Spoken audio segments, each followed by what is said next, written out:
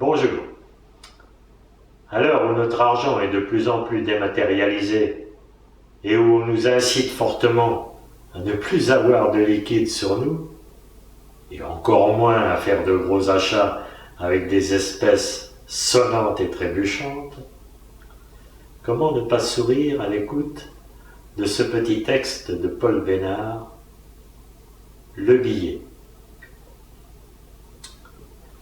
Oui, monsieur, voyez-vous, sans le rôle qu'est un bravoum, j'aurais perdu ben de l'argent, et ça aurait été ben malheureux pour moi, qui suis qu'un pauvre diable. Voilà comment qui m'a rendu ce service. Nous autres, les paysans, nous méfions toujours de placer notre argent, rapport que les meilleurs placements, ils peuvent des fois pas être bons, et j'aime mieux qu'elle nous produise point d'intérêt, plutôt que de la risquer. C'est pour ça que moi, comme ben d'autres, je cachons dans quelques coins ce que je gagne. Pour beaucoup, c'est un bas de laine qui sert de tirelire. Mais ça se connaît trop. Et moi, j'avais caché mon économie dans une vieille marmite derrière la main. Il y avait donc là-dedans, pour 6 à 700 francs de louis, pour 200 francs une pièce de 100 sous, quelques monnaies, et puis un bio billet de 1000. Tous les mois, j'étais accoutumé à y regarder, à seule fin de vérifier si ça y était toujours, pour y remettre ce que je pouvais, et puis d'abord aussi, pour le plaisir de compter combien ça grossission. Mais voilà que le mois dernier, je trouve mon pauvre billet de 1000 tout abîmé. Sacré bonsoir, ils n'en manquent tout un grand coin que nous voyez bien que ça avions été mangés par un rat. C'est que la sacrée marmite de malheur, malgré qu'elle tient bien froumé avec le couvercle, un avion a un trou par en dessous, et que ça t'est même bien pour ça que je m'en servions plus pour m'en faire une cagnotte. Ah, j'en avais dit de la peine de voir comme ça mon billet tout désorbé, à en pleurer comme une bête, à broyer comme une vache qui a perdu son vieux. Là que le rôle, il va à passer devant chez nous et qui m'entend. Il enterre et il me dit: quand t'as long à broyer, t'as-tu perdu ta grande rue? Oh là que j'y fais, c'est pas ça, c'est encore plus malheureux. Y a-t-il pas un bon Sandra qui m'a mangé un gros morceau de mon billet de 1000 que bien sûr ne l'a perdu?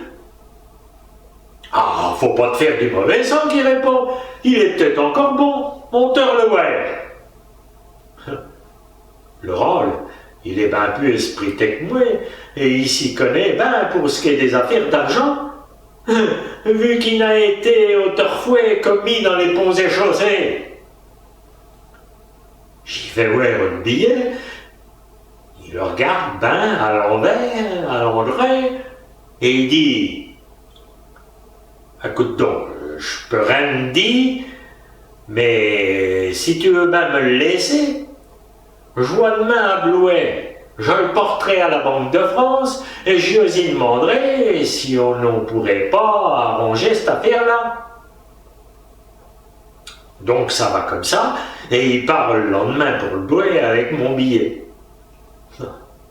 Vous pensez que toute la journée, je faisais au point mon fier et que j'avais au point grand appétit, ni grand air pour travailler, et tant que j'en étais dans l'inquiétude.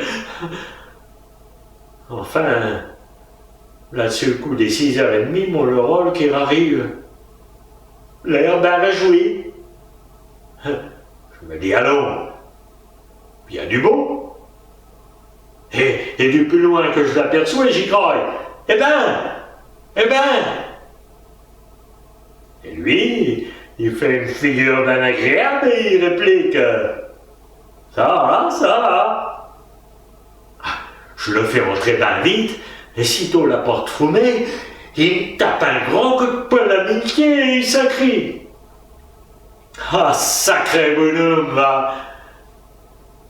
T'en as une chance, hein? Faut que t'ailles marcher dans quelque chose de pas propre. Pourquoi? Dis donc tout de suite, matin! Eh ben, mon gars, ton billet, il était encore bon? Ah! Pas bon tout à fait, mais il en reste tout de même pas mal. Ah non de non, il en restait bien que.